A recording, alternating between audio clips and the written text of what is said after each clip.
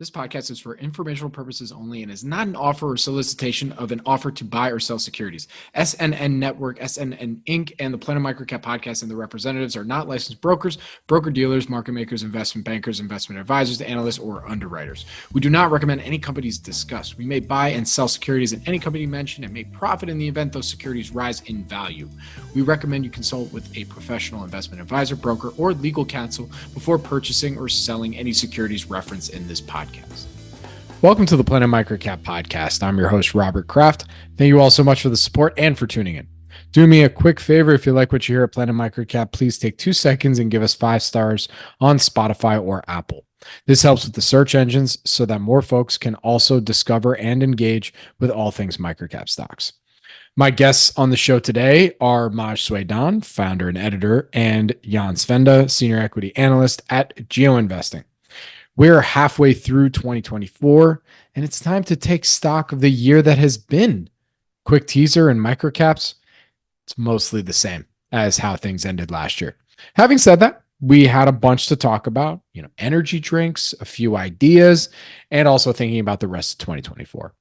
We discussed a number of stocks during our interview today. Maj and Jan also may or may not own companies that comprise their Tier 1 quality microcap index, so please see MS MicroCaps and Geoinvesting for full disclosure.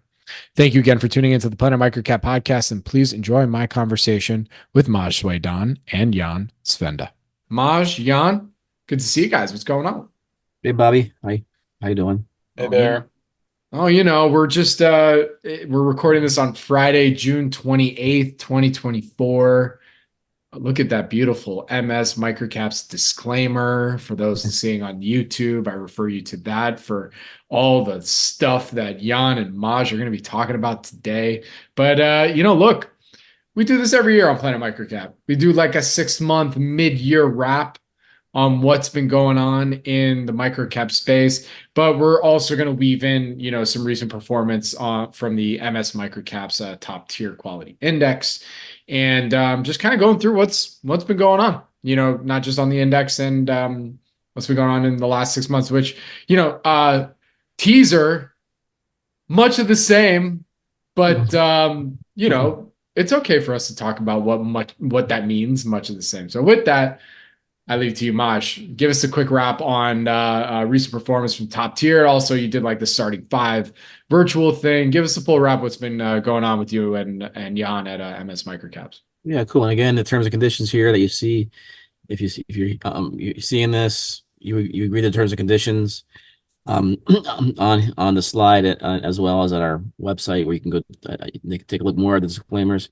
We're not investment advice. Okay, so so it was really cool, Bobby. You and I have been talking about this for a while. I think I kind of wanted to do a kind of maybe a smaller, kind of intimate, more tier 1 quality type of conference, and Jan and I thought maybe doing it virtually will be a really good way of doing it. And even when I'm at your conference, you and I kind of talked about the top tier track and that kind of evolving over time. Yep. This is kind of a piece of that kind of thought process. Just not as many companies. I think we did like 8 at your conference. So I figured, why not just basically, take the cliff note index. Again, that there's 92 stocks or 91 right now. We're about to add the 92nd today, by the way, within the next 30 minutes, it'll drop. By the way, cliffhanger. How to get that in. Yeah, so we're trying to really, now that we have this index for a little over 2 years now we have this, they're all marinating. We can kind of use the index to see what stocks may be more timely in there. And we figure we want to do these like starting 5 virtuals from time to time when we think we have 4 or 5 stocks literally worth talking about that we think are real timely, undervalued, and we have high conviction about. And we call it starting 5. It could be 4 companies and 1 investor. It could be 3 companies and 2 investors. Just without. I was so ready to rip you on that. I'm just like, you're starting 5 with the 5. Sebastian's now a public company. Like, what's going on here? That's a high conviction bet. Sebastian. Shout out to Sebastian, by the way. He's the man. Actually, he just speaking of supporting Sebastian, he just launched his Substack today. Yeah, paid version. Yeah, So that's right. I highly recommend you check him out. He's doing a great job picking these underfollowed stocks at inflection points, and he was actually one of the attendees, one of the five of this thing. So we had four companies, and then we had Seb in the middle breaking it up. My monotony. So Sebastian, he was like the guard, he was the shooting guard, and then you had Lakeland as like the center. Is that yeah, okay. Well, if you see, I started it with we started with I think it was Lakeland was first, right? Yeah. We finally want to go with like the real top tier guys in the beginning and the end. So we took Lakeland in the beginning, top tier company, a lot of revenue, been around for a long time, and then Fit Life rounded it out at the fifth spot. Again, ending it with a real top quality company that I think a lot of investors wanted to hear about. And we had little speculative ones in between with First Acceptance Corp, FACO, auto insurance company, and then Mojo, MOJO, which is the beverage company. And I own shares in all four of these companies. Jan? Oh, you're on mute. Me too. Yeah, sorry, I was on mute. Me too. You own shares in all four? Okay, cool. Yeah, I don't know. In Sebastian too? Do you own shares in Sebastian? I would if I could. Cool. No, that was really Bobby, how many of those do you own? I don't. I'm Switzerland, son. We gotta change that. You know my drill. I am Switzerland. Oh, that's new. That's new to me. Okay. Yeah, well, I'm Switzerland, man. That's a Jan. So yeah, so what was really cool about it, Bobby, was that every kind of it was kind of interactive. It was a fireside chat format, basically, and then every interaction was a little different. Like each CEO or each management team took it a different way, which was kind of cool. Yeah, I mean, no, I enjoyed it. I logged in for the I think it was for the Lakeland one for a bit, and no, it was a really nice format. Very similar to what we did in Vegas, but just online. And like and unfortunately longer. So, you're like, geez, Louise, like I gotta have like 30 questions queued up here. Yeah. But I think we have 45 attendees, which was good. And actually was awesome is the actual management teams came on to listen to a few of the other presentations too, which was kind of cool. So there's some of the best potential investors like at every one of our events. Like sometimes I'll ask management teams that have they're like, no, actually I wanted to go check out like 3 presentations. Just, I have my own portfolio. Like, why not? Like I like finding good opportunities. I'm getting paid way too much by this company anyway right now. I got extra cash I gotta put to work. So why not? I tell them that, hey, when you sell your company, come get a subscription to Geoinvesting or Cliff Notes to manage all your wealth. That was good. Sebastian was great. We shared some ideas. He was, talking about his IVFH idea, which by the way, I do own some of that too. Jan. And I talked about. Jan does not own IVFH. Yep, I don't. Yeah, I've owned it for a long time actually. So thank you for Seb of catalyzing the idea, so it went back up again. Because I was losing money in it. So we go hit it up. Actually, Jan. Mojo is not one yet. I forgot to tell you that. Mojo is 70 cents now, I think. The current price. Oh, went back. Yeah, maybe it changed, yeah.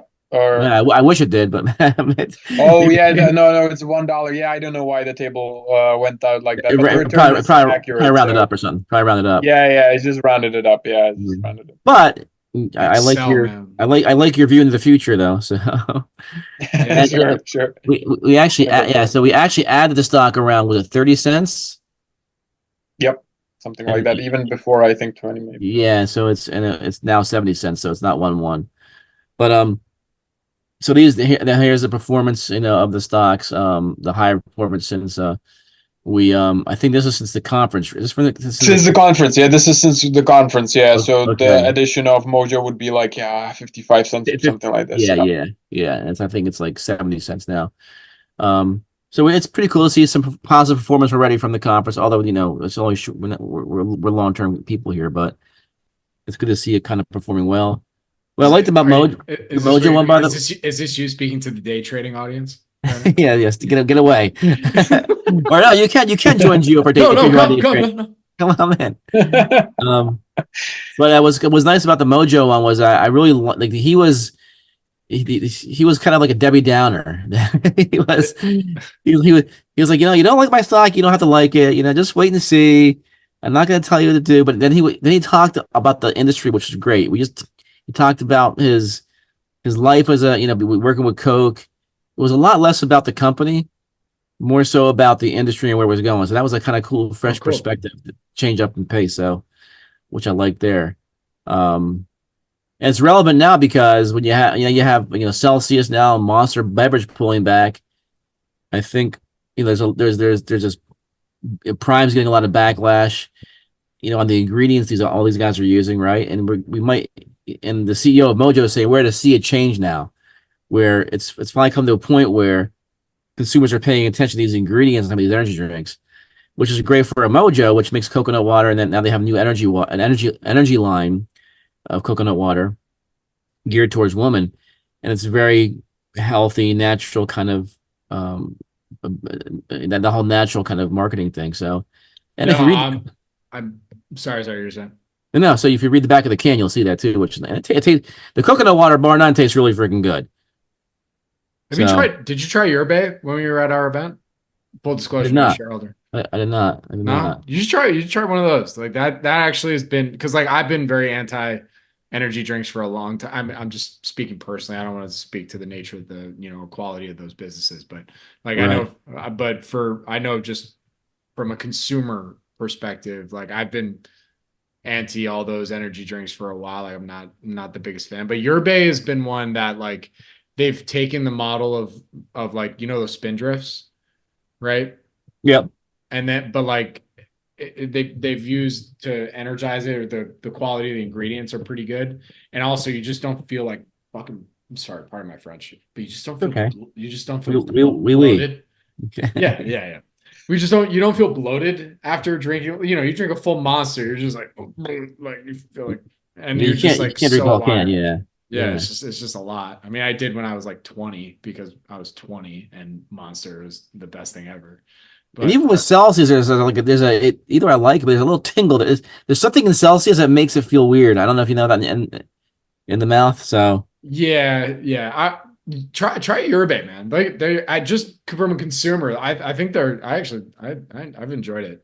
What's your symbol again? What's their stock symbol? YERB -U on the venture. Well, check it out. And cool. I think they're on the OTC too. I think it's YERBF.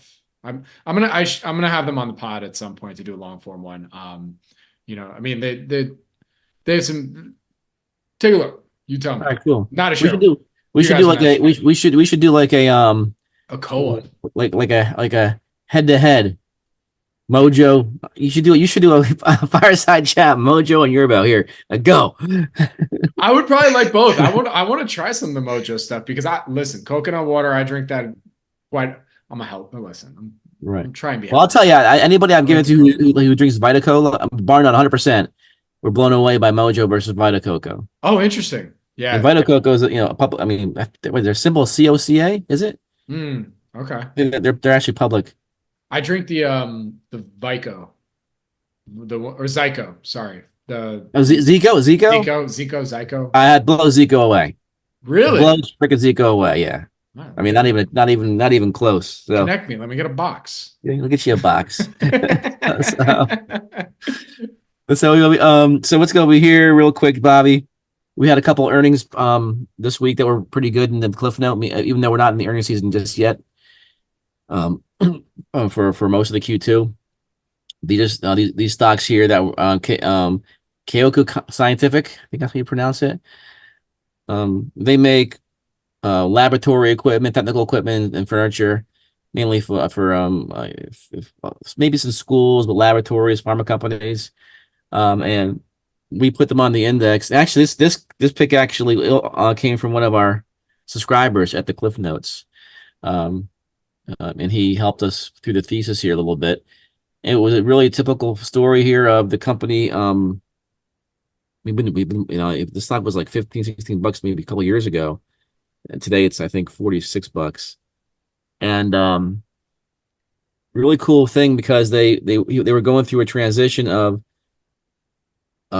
getting rid of all their low margin revenue. So you couldn't tell the company but their earnings were growing slowly. They were percolating up slowly. So the new CEO was like, hey, we're going to get rid of all of our low margin revenue. We're going to change the way we sell our products in the US versus internationally, because it's a different kind of customer base and just a different relationship customers have with the end product. So you just had this period of time, still right now, where sales are not growing, but earnings are taking off, because he's basically, the CEO is highly focused on the margins. This is a cool case study because it shows you don't have to increase your revenues lights out. It's in the end, it's about the earnings. And what he's doing is putting in place a situation where, let me get my costs under control first, my margins under control. Let me get my sales strategy right before I start growing revenue, which will be organically making acquisitions. So he's putting out, like, they just put a great quarter today. And here you can see the chart, the 1 month chart here.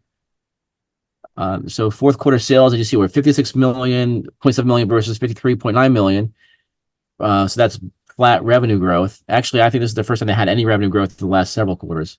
So they're starting to perk up slowly. Adjusted EPS was $1.55 versus 34 cents. So the blowout quarter. They have been doing about 80 to 90 cents per quarter for the last few quarters. So sequentially up also. So for the year, $4.19.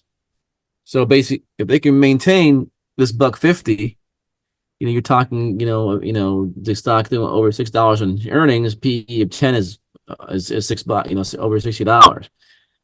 So they're having so the stock is multi-bagged from $15 to here over 2 years, and it still probably hasn't even got started in terms of the growth engine. So it's really interesting to watch where this ends up. I think they only have 3 or 4 million outstanding shares, and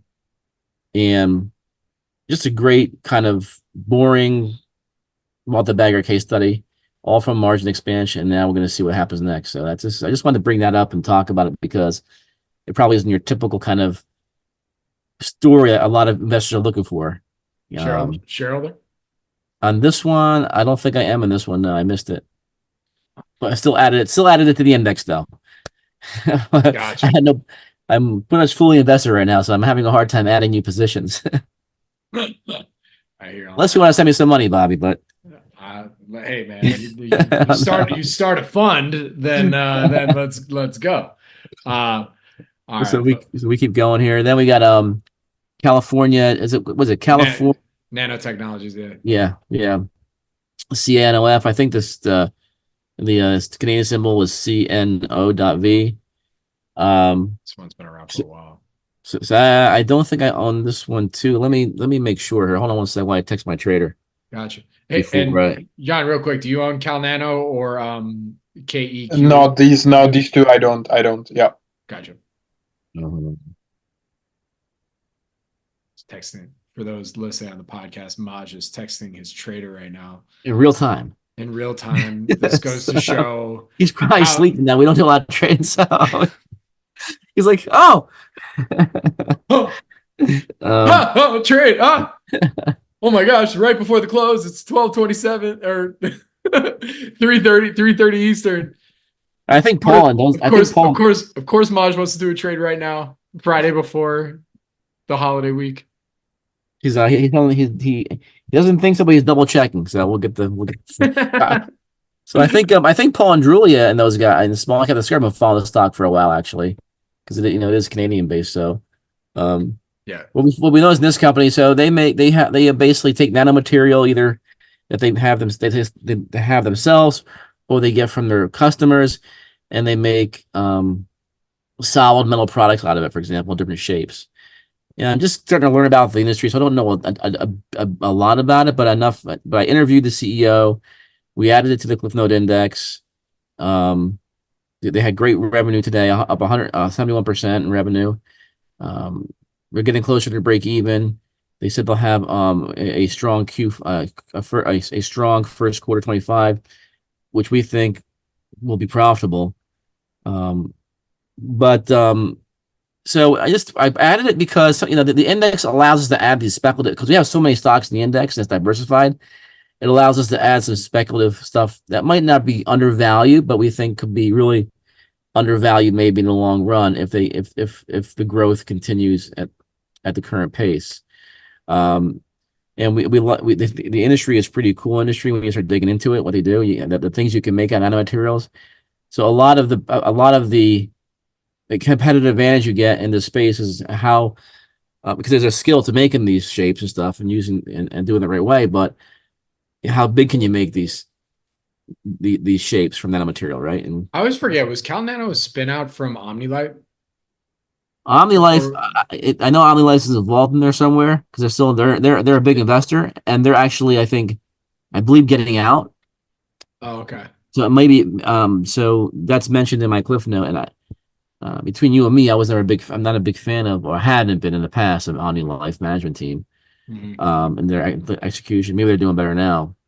So that was one of the questions I asked them. But it seems like that's kind of being phased out. Hopefully over time, we'll see. Okay. Not a shareholder. Just not. I am not either. I just got the confirmation. So both of these we have cliff notes on. You woke them up in the middle of the night. Both of these have cliff notes on MS Cliff Notes at the Substack we have right now. So very cool. All right, what else we got? And we looking at one. So another thing we're doing now, because we've been doing this for so long now, for 2 years, 70% of our stocks are up, 30% are down in the index. So what we're doing right now is trying to look at the stocks that are down more than 50% to see if there's any opportunity to maybe buy any of those, because they're going through a turnaround. And we found one in the staffing industry that we thought had some interesting information arbitrage. And we looked at the conference call transcript, which has basically said in the transcript that they have bottomed in their downtrend. They had, I think, was it 6 or maybe 10 straight quarters of losses, I think it was. And now and the stock went from about $3 to 50 cents or whatever. And now we think hold on. Am I reading this right? That they just announced, did you see the news that they just announced today? Vienna Parent Corporation, a newly formed SPAC formed by Justin Christian, announced today that its wholly owned subsidiary Vienna Acquisition Corp has successfully completed its cash tender offer to purchase all outstanding shares of TSRI. Did you see that? That's different stock. So TSRI is, we cover 3 staffing companies. One of them was TSRI, and that got acquired. Oh, okay. I see. It was just acquired. Oh, so you're talking about HSON. Okay. All right. Yeah, and so there's basically 2 stocks that. There's actually a teaser in here. That's the problem here. So HSON is already in the index. We're waiting for that to bounce to see. We're watching that closely. These are all in the staffing industry. TSRI was in our index, got acquired for a nice 34% premium. The third one we're looking at is the Cliffhanger, which we haven't disclosed here because we're still looking at do the due diligence in it. But that's the one that's gone down from like $3-4 to 50 cents, and has put some really cool verbiage in their conference call transcript indicating that the worst is over. So now it's time. That verbiage was not in the press release, and now we're actually on the path to find out more about that one. So now that's what I like about the index too. It lets us go and look at these stocks that are going down, and to see, when we might want to enter some of those. And I'm big on we're big at Geoinvesting. We have this buy and pullback portfolio, which we call the BOP, which basically is a model portfolios that include stocks that have fallen for the wrong reasons, or maybe you're at the bottom of a bad cycle, so you're trying to get it to go up. This is a question for Jan. Jan, how do you keep track of all these acronyms and new products that Genius Maj comes up with seemingly every it's not working, so not the genius. It's my brilliant memory. That's the only thing I can say. But it's a good question, Bobby. Definitely, if I were to maybe have a competition on how many symbols and abbreviations Maj mentioned, definitely we could be here for a while. Yeah, I can already imagine the conversation. Like, Jan, this one, check out BOP. Like, what BOP? What do you mean? Like, the symbol portfolio. What? Help me understand.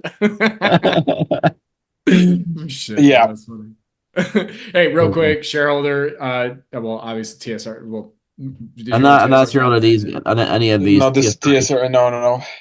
Or And the new one I'm not yet either. Well, I'm just having this little symbol. You didn't say that. Yeah. All right. Next. Let's see. I plan to be, by the way. All right. Even more teaser. So index, this I think this is the index performance here. Looks like we're gonna end June at 47% in the index, which was what it was last, basically flat. I think we were 47 point something or 48 maybe. I'm not sure. Yeah, it's gonna be up and down, maybe 0.2% or 0.3%. Yeah, something like that. We're waiting for the Friday to close. And then the SPY was up we didn't beat the SPY this month. They beat us, so up 3%. But we're still beating the our Cliff Note's still doing well. Beating the index by 17% since we launched the index in February 2022. The Russell 2000 was down 1.4 for the month, but we're still going to beat the Russell, and then MicroCap ETF down 3.5%. So we're still beating our proxies nicely. The average high return is still moving up, so we're at 100. The average high now is 102%. It was around 90% a couple months ago. 33% of the stocks are still at one point hit multi-bagger territory. Yeah. By the way, saying that, Bobby, is one of the three stocks we're adding to the index is multi-bagging, which we think is pretty significant. I think I said I wanted to get that to I'd like to get that to 50% at some point, but we'll see. So. How convenient. But yeah, no, our index is killing it now. We just added a company that's multi-bagging. Yeah, our index is killing everything else out there right now. We do anticipate a very depressing pullback eventually when the market pulls back. It's not gonna be fun because we do track the index. We're just doing better than it, right? When it's going up. So we're going down, look, I foresee us, like Peter Lynch said when he one of the things he had said when he basically tracked the market. He said when I went up, I went up more than the market. When I went down more than the market. But over time the market goes up. So we expect to be down pretty bad when the market goes down. But hopefully I'll be pleasantly surprised. You never know. And I will add you with this cliffhanger before we go into the market sentiment that Jan and I are working on a short selling index right now, which is also crushing the market. So that is basically it's basically MSM is this index, the QI is basically the quality stocks in the microcap sector. Out of 10,000 stocks in North America that are microcaps, we're looking about 1,000 of them to be quality potentially. The ones that meet the multi-bagger criteria make it into the Cliff Note Index. So we have this 1,000 pool we're always looking at. Fortunately for us, the non-quality pool is a lot bigger. So that's where we're finding the lowest quality microcaps and even small caps that we think have a potential terminal value to zero over time. And the strategy would not have worked when we were in easy money policy because everybody could raise money as much as they wanted. But now that we have a normal rate policy, as you've heard us talk about before, Bobby, these companies have to go to zero. Unless they become a shell reverse merger and they would shell whatever, but they just can't survive, or that dilute themselves to zero or close to zero if they want to stay afloat and raise money. I know I saw Workforce. Workforce was one of the stocks on which we don't have any position in. Or Workhorse. Yeah, they make the buses. I think the electric EV buses. Was that W? Is that what it is? Young? Yeah, it was. They were doing EVs for post office. All right, WKHS. US postal thing, whatever. Yeah. WKHS. Yeah. Okay. They're probably in their fifth reverse split here, and it's that's now 150 now. That would be that'd be a typical a zero stock for us, basically losing a ton of money. Have to keep raising money. These guys, even at one point on their last move from like $3 to almost zero, they were out there bragging about having to raise money, like begging people to give them money. And the stock went from whatever, to the low 20-cent range or whatever. Is it worth doing that though? I mean, we've talked about like, the It's short, I mean, yeah, it's a good question, right? I think it becomes now the short strategy we're employing there, Bobby, is also diversification. So the way we approach the Cliff Note Index is own as many as these great companies as you can in small positions. Over time, take bigger positions in the best ones. So you have that weighted that little, you're weighting in some of the high ones eventually. So you have a piece of great companies that will go up over time. But no one company's going to kill you because you don't have huge positions, unless the 4 or 5 you want a high conviction on. But we're not going crazy concentration on it, but they're just higher than the average position. And then when you look at the on the short side, that theory, right? On the short side, the same thing. Own as many as the worst companies as you can with a piece of your portfolio, so not one will hurt you, and it gives you an interest. It's if you're getting 15%, 20% alpha just on that. So basically, if we're getting 47% return on the index, and there are 20% on the short, and when the market does go down, we would expect the shorts to do really bad. The returns do really good for us. That would hedge some of the losses we expect to take on the long side. It's interesting. There's hedge funds and then there's hedge newsletters. Yeah, like the hedge indices. Yeah, and these aren't going to be ones that the funds are going to. These are still smaller companies. And if you want to do it, if I was going to do this, I wouldn't be putting I would not put a big amount of money in it, because I would put only enough money in it where I wouldn't have to worry about if I have a short squeeze, I'm not getting worried about it, right? Well, it's interesting. I mean, would you have thought to put something like this together? And this is kind of getting back to one of our main topics I wanted to talk about today in terms of mid-year wrap, thinking about microcaps, small caps so far in 2024. Would you even think about putting together your short idea index if you didn't think that there was going to be some kind of pullback? Or were you just thinking we should probably do this just in case it were to happen, just in general? Or did you think specifically 2024, this could happen? It was mainly a situation where it wasn't. We started actually testing the index in 23. So now we're in our second year doing it. So the thought process we had was this moment was,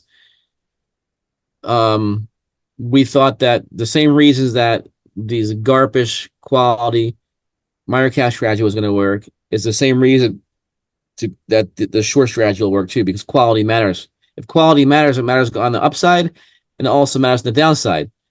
And when you talk about the mid-year review right now, right? If I was going to say anything, that mantra is getting stronger and stronger. So I think the bull market case for the GARP nanocap microcap is getting stronger right now than it was before. We had this euphoria. And if you look at the Russell, I mean, the Russell's still not doing crap, right? If you look at it, it's given back a lot of its gains already in that big rally end of last year. And the Russell and these small cap and these smaller cap indexes are still holding a lot of low quality companies, because the indexes depend on market cap, not quality of company. And it's going to take time for those companies to cycle out, and these new GARP companies that are coming up in microcap town, eventually they'll start replacing these companies slowly over time. And that's going to be a long process, which is why I think this bull market is going to go on for years. And the environment we saw in between 2008, 9, and 22, it wasn't how the markets worked before that time frame, right? But it was a long period of not working though. So it was not temporary, right? Which was what caught a lot of us off guard. If you were a end of value microcap, but we are definitely at a if you're willing to do the homework and look deeper than Russell, deeper than the microcap ETF, you almost got to go nano cap on a lot of these things. It's still working really well. I mean, KEQ is an example of that, right? I mean, these kind of companies. I mean, there's you don't have to find a lot of them. There's only 1,000 companies here we're watching out of 10,000. nano-cap, micro-cap universe, North America. There's 20,000 total stocks in North America, right? We're only looking at 1,000 right now. And quite frankly, maybe even less than that. I mean, I think I was talking to Jan. He was saying it's more like 600. And now we've taken out of that universe 91 stocks we think are really good, or 93 stocks. And we're going to now do the same thing on the short side. We don't think it'll last forever, man, right? There'll be a time when the short thing doesn't work anymore. When we hit a situation of pure speculation. If the Russell's doing really hot, if the Russell's really hot, there might be a risk to the strategy potentially, but I might be wrong though. I mean, look, if you're losing $10-20 million a quarter, Bobby, right? Very little revenue. What are you going to do in this market? Yeah, you're. I mean, the only thing you got to worry about is a pump. So we the short index eliminates certain industries that we don't have any like that. Like oil and gas, with things we don't understand, biotech that has a mind of its own. We don't short a lot of Chinese stocks because they have a big pump regime that we don't understand. But stocks have, other than that, it's fair game, and it's working so far. So we'll see if it keeps working. No, I mean, what these companies are going to do. They're going to do whatever they got to do to get the stock price up so that they can get it, at a certain price they feel comfortable with. And then, oh, there's a shelf. Oh, all right. Here we go. Sweet. They're now raising capital. What else has been interesting in this first half year for you? I mean, for me, it's been feeling not that much different than how more or less the second half of 23 came to a close. I mean, still seeing pretty consistent buyouts on the Canadian microcap side. Markets down or flat and small microcap. I mean, Planet MicroCap index, since we finally reconstituted, took me a minute. It's been a busy couple months, but we backdated everything. Okay. So it's now all up to date, but it's down about 9% on the year. It's not terrible, not more or less in line with what everything else has done. Obviously, maybe a little bit more down, but I mean, it's been very much on the positive side of stock pickers market because there have been winners. You guys have demonstrated that very much so with the index and showing that on MicroCap Club. Quite a few people have profiled some quality stocks, some quality names that have done quite well year to date. So I mean, that's more or less, at least from what I've been seeing in this first half, is just in general that, if you're adding everything together, it's down flattish. But if you're really focused on, finding quality and finding value, it's a kid in the candy store still. So what about you? Yeah, man, I don't think anything's changed, man. I'm just going to be boring for you today because it's really it's the same theme we've been talking about, but getting stronger, I think. Yeah. I think it is, it's getting a little, we had a little period where everything was going up, right? Again, for that period from November for a few months, and now we're back to where you gotta be good at what you're doing. I mean, honestly, like it's like I love doing our weekly stuff because we can banter for days. Like I just, we've been doing that for years at this point, but in terms of like finding specific like trends, topics in small micro, it's been few and far between. Like I've been wanting to do more. Like we have our due diligence series that we have on the pod, and I've been just wanting to do more of that and feature more companies Right. that have had, some interesting news or, maybe good recent performance, quarterly performance. Cause that I feel like has been what's the audience and folks have been looking for more so than, hearing us rap on our, new philosophy or, cause nothing's really changed in that sense. It really, yeah, we just make up things to talk about if we did that right. It's like, Yeah.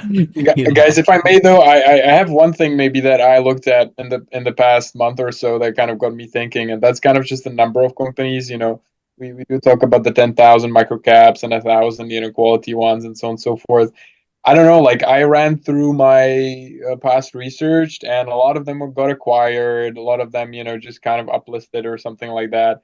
I do wonder whether the SPAC boom was enough to bring in a lot of new blood. Obviously, you still have so many companies that are just trading, up and down, and there's new stuff happening, and IVFH is an example there with the Innovative Food Holdings, because they've been, the story has been around for 4 years, and maybe now it will work out and whatnot. But I do wonder if the space is not shrinking, if the SPAC boom is enough. That's kind of one thing that I was thinking about, to be honest. Oh, sorry, Maj. Go. You're talking about the space getting smaller, right, Jan? Yeah, exactly, Yeah, exactly. Some of the quality stuff, getting away. Like, even the stuff yeah. multi-bagged. So what? Now it's gone, and just I enough. think you're gonna see this. This. If you were to ask if we're gonna stay in the same trajectory we are right now, same kind of market sentiment, the same kind of disdain towards nano caps, it'd be like 10 years from now. I don't know what the space looks like. I think you're going to start maybe this attrition out of quality companies. They're going to get acquired, and we see less and less of it potential. I don't know. I was talking to Paul, and I think we talked about it in a pod.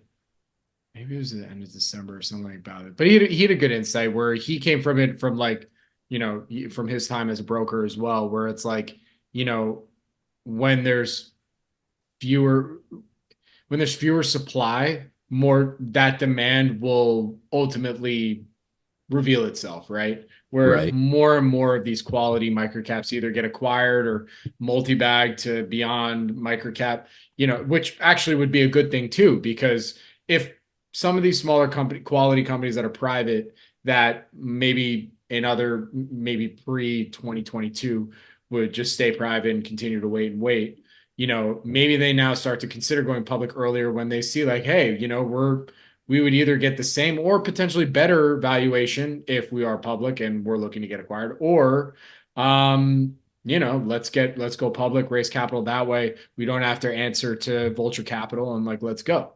I mean, that could be in the works. At the end of the day, like, it's it could be, man. I mean, the thing is that the capital raising mentality today versus what it was years ago. I mean, it's tough to be a quality company and raise money right now as a public company, because investors are so used to getting these shark deals.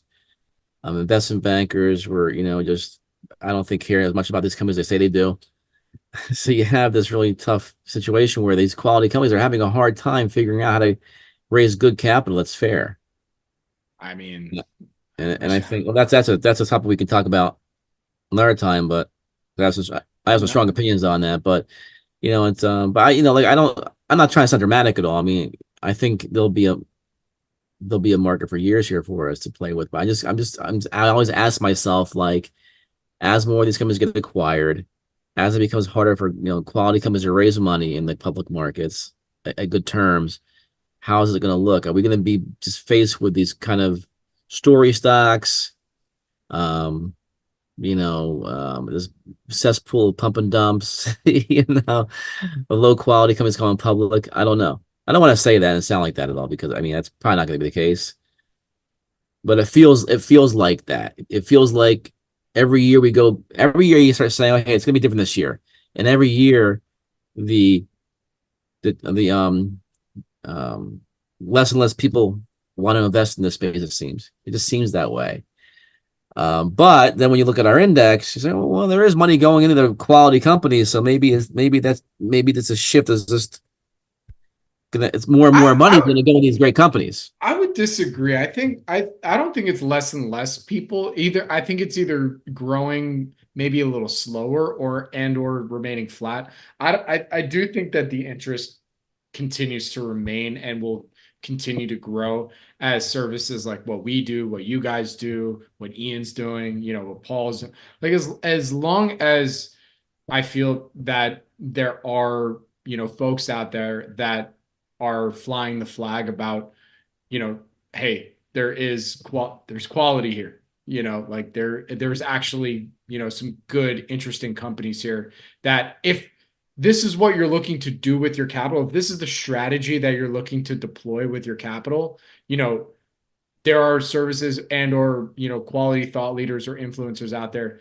that can kind of help steer you in the right direction, at least when you're going to start off to then go and do your own due diligence, right? So I would push back a little bit. I mean, I'm saying that anecdotally, but I mean, I'm sure if we brought Ian on here, he would probably say maybe more or less the same thing, especially like, hey, I'm still getting more subscribers to the MicroCap, to our Planet MicroCap newsletter. You continue to get more subscribers that are interested in what you're doing with MS Micro. So it's not like, yeah, we can say maybe dollar amount might be down year over year or whatever. Again, anecdotally, I'm not saying that's the case, but even if it was, it's not like our subscriber count is going down by any means. Right. It's so I think maybe not that that's a hard and fast metric, but I'm just, like I said, anecdotally. Yeah, I think maybe you're right. I mean, like I think one thing is certain. Here's one thing that's certain to me. I think is that the money's that's gonna be playing in the space. Most of it's going to go into this quality companies. The smart money is going to go there, which is going to be great for us that invest in those kind of companies. So that I know for sure, right? And look, man, I mean, like you said, I mean, some companies that look bad today might look good, might be good in 10 years. Who knows, right? So it's I'm probably just being ordered, but you are right though. Yeah, I can see your point, Bobby. Thank you, man. I make maybe half of a good point every pod, but I appreciate that. So I mean, moving forward, let's close it out with this. Thinking ahead, past for the next 6 months here of in microcaps in 2024, we got the Olympics, we got the Euros, we got all sports aside, we have an election. We have cannabis maybe getting rescheduled. There's, lots of different things that definitely will have an effect on capital markets in one way or the other. So I mean, your thoughts on that? Not crystal ball, anything like predicting, who's going to win election. I'm just looking at trends right now, and what trends I might like, regardless of the market. So I mean, look, there's the infrastructure trend. So we like to we invest in a lot of infrastructure stocks. We're curious to see how that will play out. Like, will Biden's infrastructure bill still stand? If Trump gets elected. But Trump was a fan though when he was around of spending money in infrastructure. So that might not.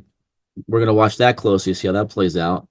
We have an infrastructure screen which we track a lot of those stocks. So, we're looking at the boring plays in the AI kind of play, to see if there's anything hiding there. As you might know, I went on a site visit TSSI last week, and there was one thing he said to me during the visit, and they have like 1,000 square foot facility, and he's showing me, the massive amount of power it takes to really, to run these servers and test them, and then to deploy them.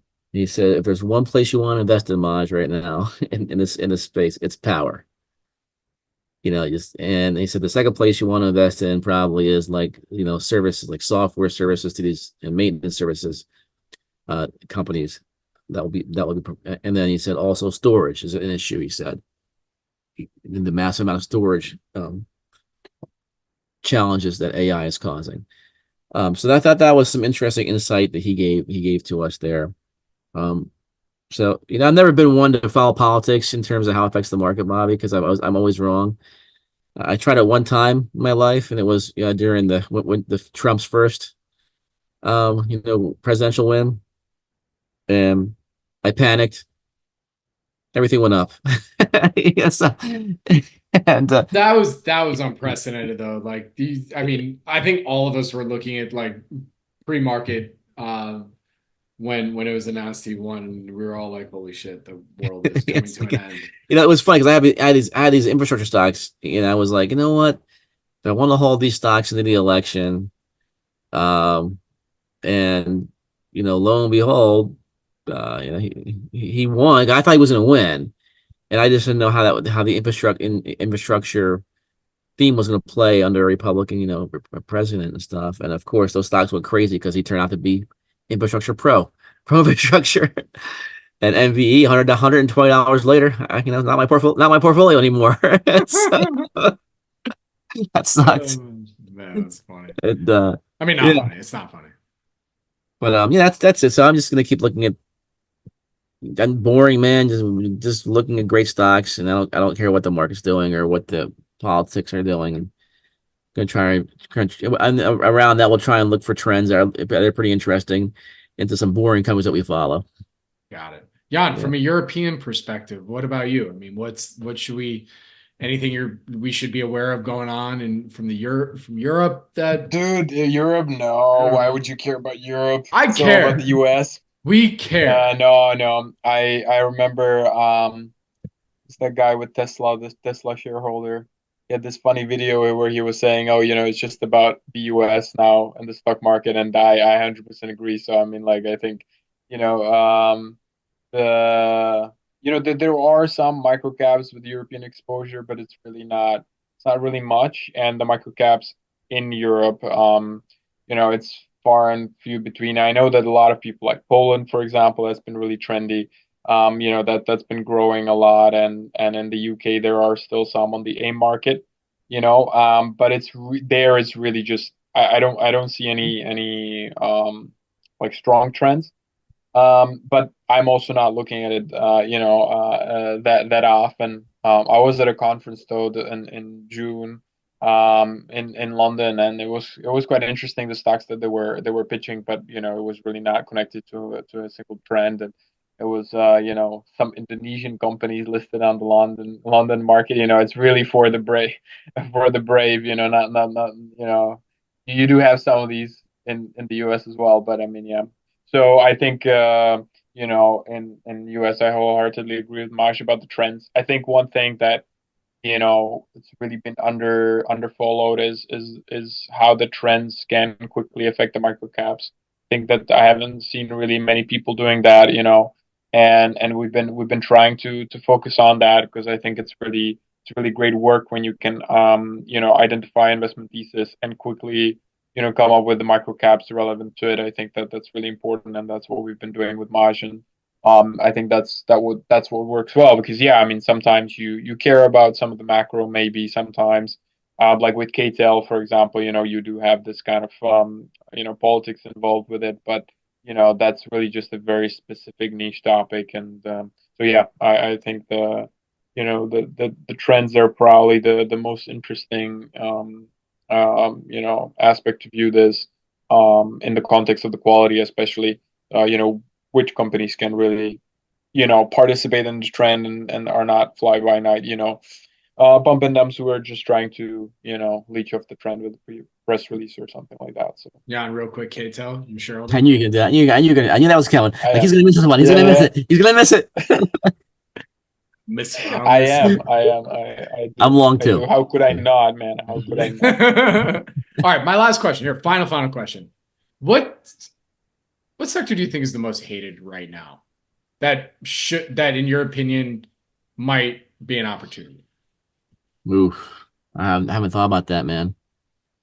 What's that Hate list? it, hate a sector. Yeah, I hate the stocks, but hate the sectors. Hate is. I mean, obviously. I mean, I would say that. I would say this thing. There's a Okay. theme. There's a theme. Companies that have crazy, lumpy, unpredictable revenue. Those guys are really tough. You look at some of these stocks, or that were known for having that, and they're trying to change that tone, right? That's a really cool theme right now to look at, and you'll see that in any kind of industry where you have like project revenue, maybe like oil and gas, subsea equipment, that's one area that's like it can be lumpy. Anything like devices, right? Device manufacturers. I'm not gonna list these symbols here. You make anybody mad, but so but one of the best opportunities to find right now in the space is the market has become more and more wanting of certainty, more and more about short term, more about predictability. So there was a time I remember in my youth when I would invest in some of these companies, I'd buy a company that had a great quarter, blowout quarter, project revenue would go up, I'd sell it, and then a few quarters later they would lose that lumpiness. That lumpiness would come back, and it goes back into its long term just doing nothing thing. today, the market's more efficient in that term, and the market knows now that he's not going to get fooled. So you can have these companies with P's of 5s and 6s that had blowout quarters, but the market knows, hey, wait, this is a lumpy revenue quarter, a company, so you're not going to fool us here. So you'll hear a lot of investors say, man, why is this company not going up yet? Why is it PE 5, only 6, 10, whatever, a great quarter? Well, that's because these guys have to prove that they can report consistent quarters moving forward. Unfortunately, that's the name of the game. Even if you can have an annual move in your stock, right, on your earnings per share growing annually, investors are short-term in nature, and a lot of them are looking at the quarters in a lumpiness. So if you're going to buy a stock that you think is going to grow over time but has lumpy quarters, your path to multi-bagging might be a lot more volatile than if it was more smooth, right? So so there's one thing is like, okay, there's one type of company where they grow through the lumpiness over time, and there's other companies that are just lumpy.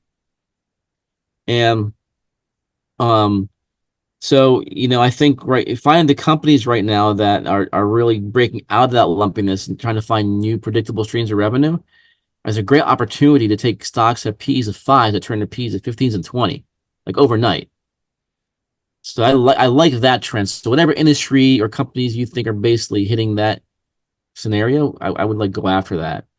And you're even seeing, Bobby, too, some of these value trap, lumpy looking companies, because there might be quality companies, just not growing consistently. Their PEs are starting to re-rate a little bit. It's even though they're not going to come up a lot, just a little bit because they're quality. A great example of what I'm talking about is Virgo, VIRC, which I don't own anymore. This like KEQU, these guys are in the similar industry.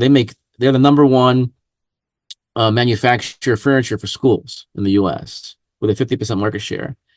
They've had a history of lumpy quarters, losing money in 2 of their 4 quarters. That's why I sold it. I bought it for a little bit of time, made a tiny bit of money in it, sold it around, and the stock then multi-bagged later on. Once the company has been showing that it's been growing consistently every quarter, basically, and then making money in the quarters it uses to lose money in. Now it pays a fucking dividend. Now they're buying back stock. Everything you'd want to do, you want to see a value trap do, done. So that's where you're going to find some great ones. So shopping for value traps right now that are going to change change is a beautiful place to be hunting right now if you can accept that risk. Very so cool. That's my long answer of what sector. I like it. No, we should do a pod. Maybe the next one of these we should do like a whole thing about lumpiness. I think that's super interesting because you're right. There's so many of these companies that I've seen in the last, say, 6 months, or I mean, not just in the last 6 months, but forever. Like they'll announce either a kick-ass quarter or new contract where it's not totally clear as to when the payouts are going through, and then when it will reflect as revenue on the balance sheet and or on the income statement. So I feel like sometimes can be a little confusing, for some investors that are not as experienced in microcaps of like, am I like, what am I missing here? Like I thought that, this is what we want. Right. So yeah. But don't fool you. I mean, the companies, investors don't get comfortable. Investors are going to not get comfortable with lumpy quarters. And if and you have to realize if you're going to hold a stock like that, you're either going to get crushed potentially if the stock has already ran up in anticipation. Like a good one is a great one is a VTSI. I don't know if you follow. I mean, VTSI is I was having this conversation with someone yesterday in a one-on-one. I don't want to know, and I don't think y'all knows it either. Virtua. So it's a stock that has historically company has lumpy freaking revenue, and the stock ran 2 quarters ago on a great quarter. I think it went from like $7 to $18, and now it's just fully retraced after they reported a couple quarters after that. Both of them, or at least one of them, right back to the lumpiness again. So I didn't own it for that reason. But this is another. This brings up another point. And again, we'll save this for like a longer form. But I'll like if the company is just upfront in their conference calls of like, look, we're going to be lumpy. Have that expectation.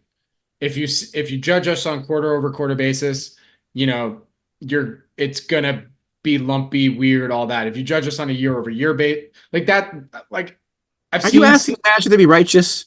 Are you actually asking? It's only to their benefits. It's only to their benefit. Like, just say that, like, judge us on a year-over-year basis, not a quarter-over-quarter basis. Is that so hard? No, yeah, that's. I mean, I think a lot of them will say that, but I think you still run into the same problem that way, though. That's the way the management team gets credit for being honest that way, but it's at least a CYA and sure, right? Sure. Like, sure. Sorry, cover your ass for those that don't know. Okay, not a symbol, not a shareholder.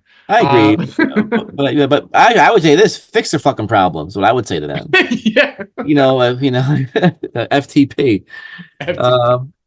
So that's how I would look at it. But that's what makes. So there's a company that I mean, I won't say it. B. It's four letters. Starts with a B, ends with an I. I won't tell you the middle. I won't tell you the middle too. But this P is like a P like 7 or 8 on for future earnings with great guidance, but people aren't buying it because they probably think the product cycle that's fueling this growth is going to end in 2 years. So I will leave it at that. Gents, where can people go and find more information on Geo and MS microcaps? Yeah, so at Geo you can just go to geoinvesting.com. We actually have a annual membership as well as a monthly membership. That's the monthly, by the way, is relatively new for us. And it's working well, actually. And then you can find Geo on Twitter at Geoinvesting. You can find my Twitter handle is Maj at Maj Geoinvesting. On the Cliff Note side, I'll let Jan handle that because he's got it. MS MicroCaps.com. We also have a homepage. Then mscliffnotes.substack.com. So we have a Substack with that, and we have a Twitter, MS MicroCaps LLC, and I'm on Twitter as well under my name. Beautiful. All right, dudes. Thank you so much for joining me today. Good luck. Stay safe. Have a great holiday week. I'm sure we're probably not going to talk for at least 2 weeks, and maybe we'll do our summer doldrum pod will be lumpiness. I love it. Okay. So appreciate you guys. Thank you. Thanks, man. Thank you, Bobby. See you guys.